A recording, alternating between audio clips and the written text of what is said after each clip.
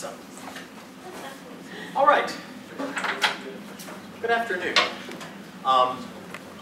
So we're going to talk about the value of public domain images on Wikipedia. I want to ask the question, why do we care? Better question is, why does the UK Intellectual Property Office care? Mostly because they get lobbied by copyright interests saying our copyrights are worth X amount of millions or billions of dollars, they deserve protecting, and then NGOs and professors tell the UK IPO that public domain is worth something too. It's just as important to creative folks as copyrighted works, and this argument is plausible to them, but they want numbers. They'd like to actually have some hard numbers in order to do their balancing. So one place to look, of course, or I should say of course, is Wikipedia, mostly because there's a lot of use of public domain images there. And what we want to ask is, if we look at Wikipedia pages, are the web pages more likely to contain an image if there's a public domain work available? To what extent is the cost of creating a page lowered because of the existence of public domain images?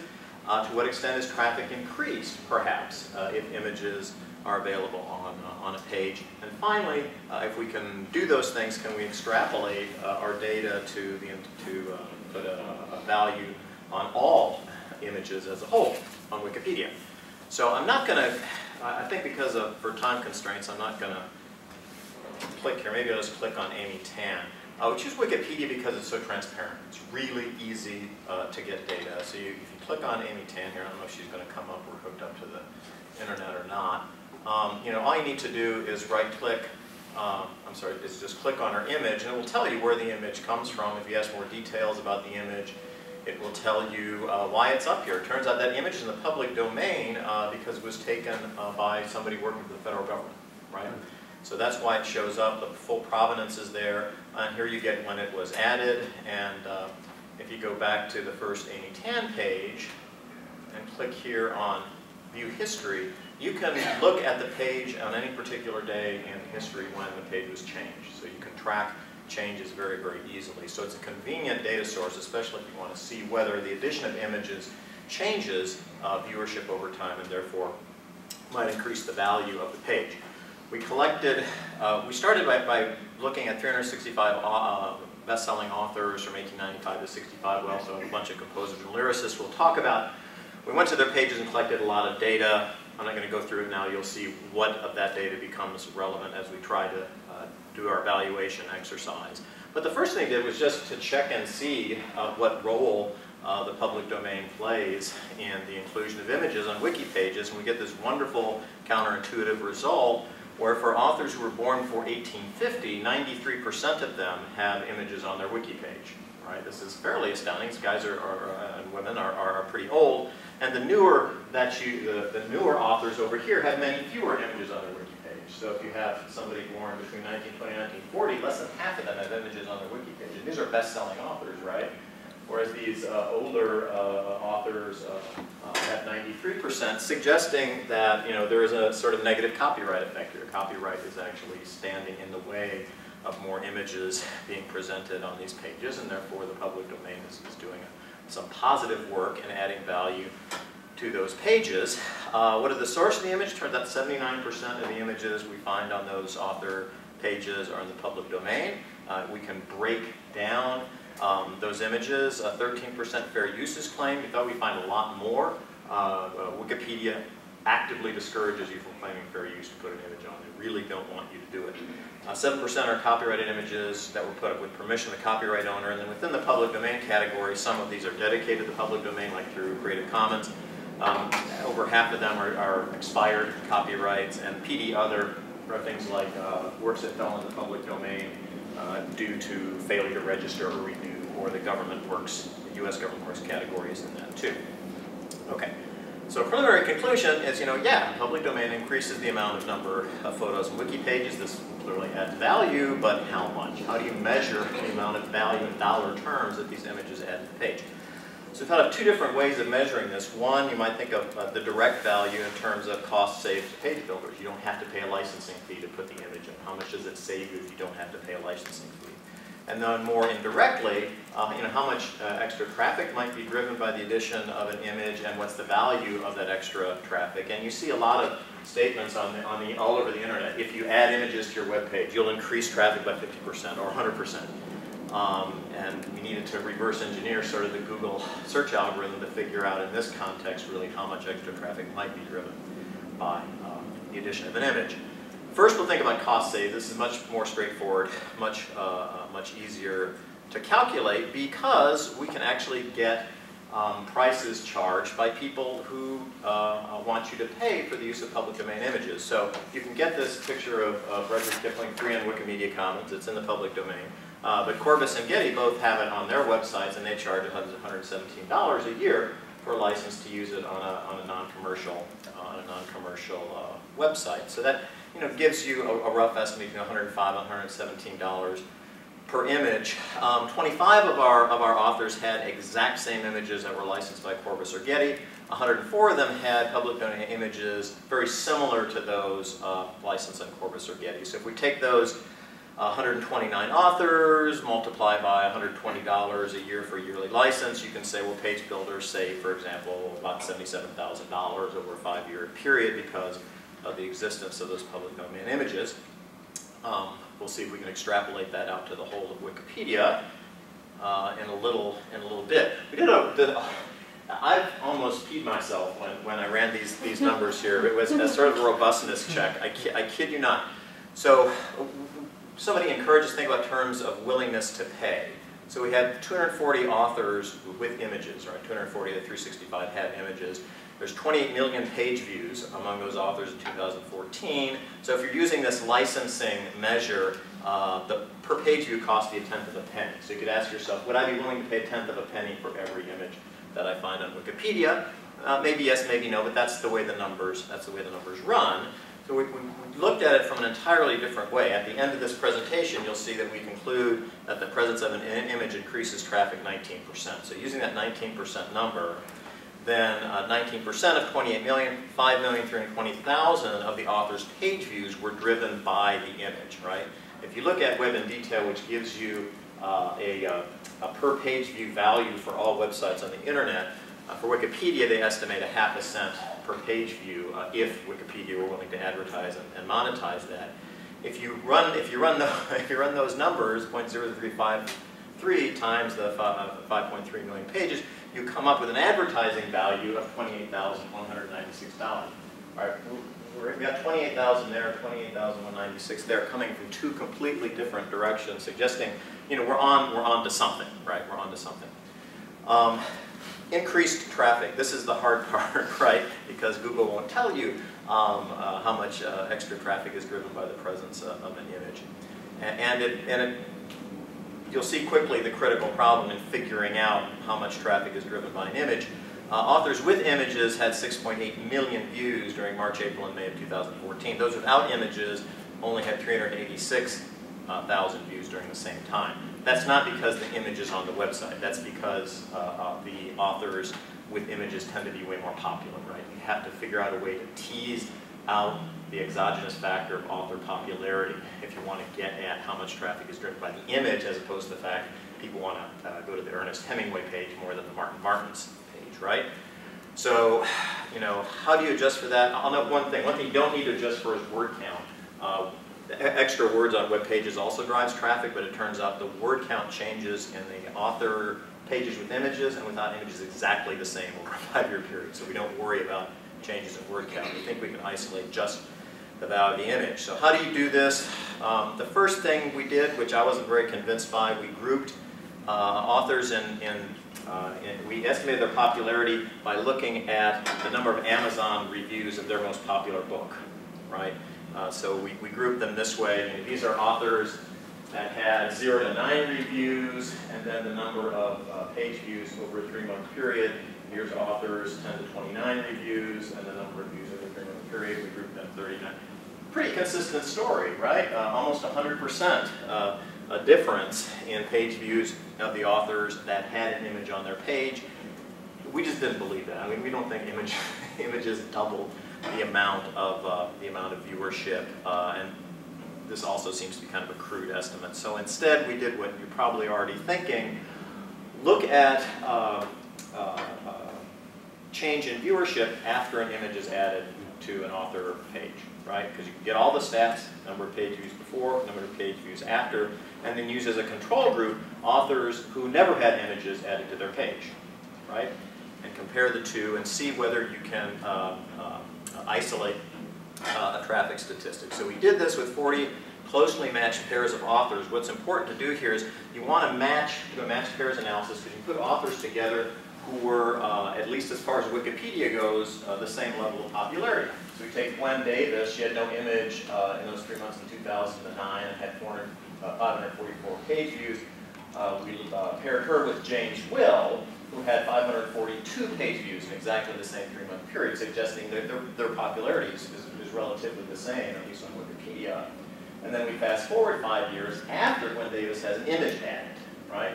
Her count there, 5 years later, 675 page views over the same 3 months. His is 525. Okay, so we have 40 closely matched pairs like this. What you get is a 6% traffic increase associated with the image on the web page. This seemed kind of low to us, and the data was kind of worrisome too, because notice we're looking at April, May, and June of these months, and we see these we see spikes, too many spikes. A lot of viewership in March, low viewership in April, back up in May.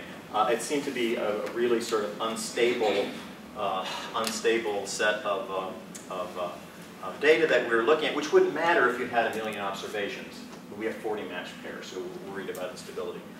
So we did this instead, which I kind of like. We took the lowest traffic month for each author in a year prior to June 2009 and then June 2014. Think of this as like the ambient popularity level, the least likely month to be affected by the fact that the author had a re-release of one of his books, or had a book made from a movie, or had a brother who died, all of which will drive traffic to the page.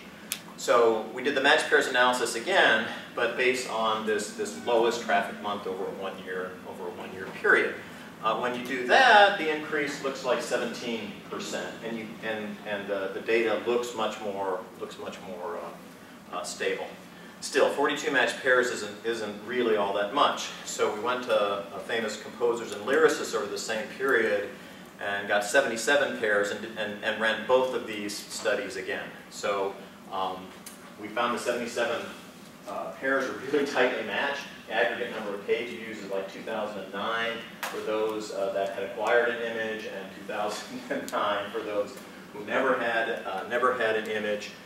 We did the 3-month test again and came up with a net increase of 22%. And interestingly, we didn't see the crazy spikes we saw with authors. These people aren't as famous, and their month-to-month page views is much more stable, which made us feel really good about the 22% number, especially good since it's close to the 17% number. Then we did the lowest traffic month method again, this time with 68 pairs, and you end up there with a net increase of 19%. So the last 3 studies, start to hone in on a number, which we're fairly common. This is clearly only an estimate, but that's sort of the number we're working with, and the marginal extra number of page views driven by image presence is somewhere around 19%. Okay, can we extrapolate from that? I got 8 minutes. Can we extrapolate from what we know about authors and lyricists to Wikipedia as a whole? To do that, we looked at 300 random pages using the Wikipedia random page finder, analyzed them all on a number of different dimensions. Oddly, exactly 50% had images, and 87% of those images are in the public domain. So if you want to extrapolate cost saves to all of Wikipedia, you've got 4.5 million total wiki pages when we did this, times 50%, we were assuming half of them had images, and then times 0.87, because 87% of those images would be in the public domain. It comes out almost exactly 2 million public domain images. Multiply that by the Corpus and Getty number, and you get this nice healthy $208 to $232 million per year. Note, of course, if Wikipedia had to pay for these images, they could negotiate a lower rate. Surely, if they sat down with Corpus and Getty, they could get the wiki group rate, and it wouldn't be that much. But this is the number we come up with. Want to extrapolate increased traffic. Again, you take the 4.5 million total wiki pages, multiply that by the 50% of them that have images, and then by the 87% of those images that are in the public domain. We looked at our random 300 pages. Fascinatingly, it was an average of 19,000 page views per year for those random pages. So we're taking that as our number. That seems really high to me. If you go to Web in Detail, it claims that the average page view for wiki page is 30,000 views per year. So anyway, we get about 19,000 views per year looking at our 300 random pages. Again, we'll use the Web in Detail number of a ½ cent value per page view. We're wiki to advertise, and there's a number of different places on the web that you can come up with where you can find these numbers, all of which are about the same. And then finally, our magic 19%. That's the amount of traffic that we claim is driven due to the public domain status, due to the presence of the image on the web page, and that gets you a traffic value of about $38 million per year. Okay, we'll go back to that. And I want to believe that there's 6. What? Subliminal advertising.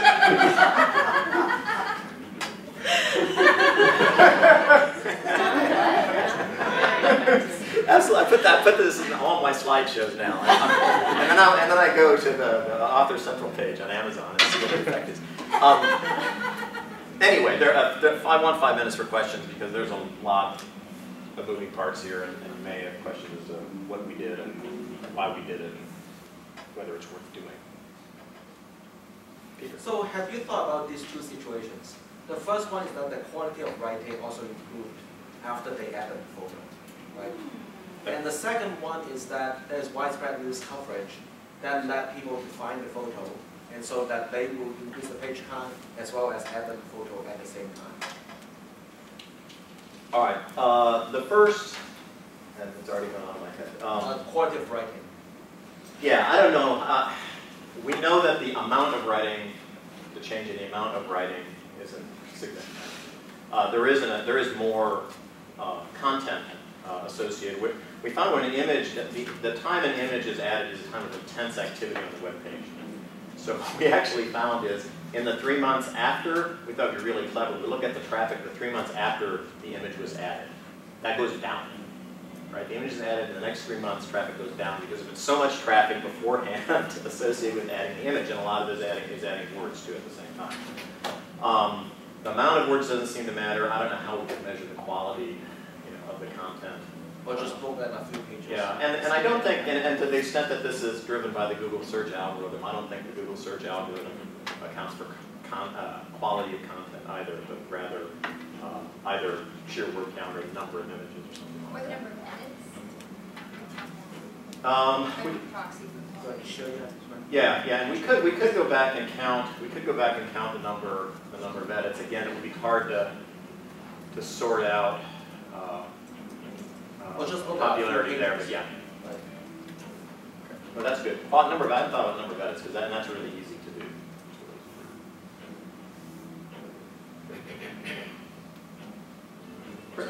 What are you worried about? So is this? So one way you could read this is it's just a possibility for wealth transfers that could be made if they should be made, right? So they could be spending all of this money paying Corvus, right? Right. There could be opportunities for doing that. So what's the concern? Maybe you could articulate a little more. Yeah. So I mean, two concerns. One, obviously, is term extension. This is a great argument against term extension because you're keeping works out of the public domain, therefore leaving them unable to be used. But mostly, I should say most directly, you can see it in orphan works legislation. This is a great argument for orphan works legislation, right? It would clearly result, if we go to orphan works legislation, we clearly would have way more photographs. I would predict for our authors, lyricists, and composers, we'd go up to 100%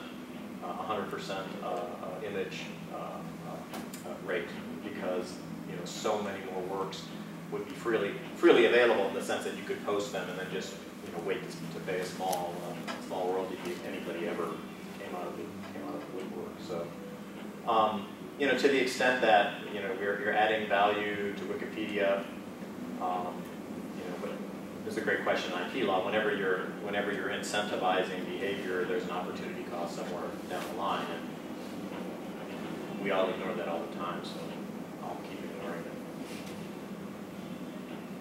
Yeah. I would assume, I could be wrong, but I would assume that there would be a correlation between the likelihood of there being a public domain picture of an author and that author's work being itself in the public domain, right? So the older the author, so if you have, you know, pictures of Oscar Wilde are going to be in the public domain, and your rights still are going to be there.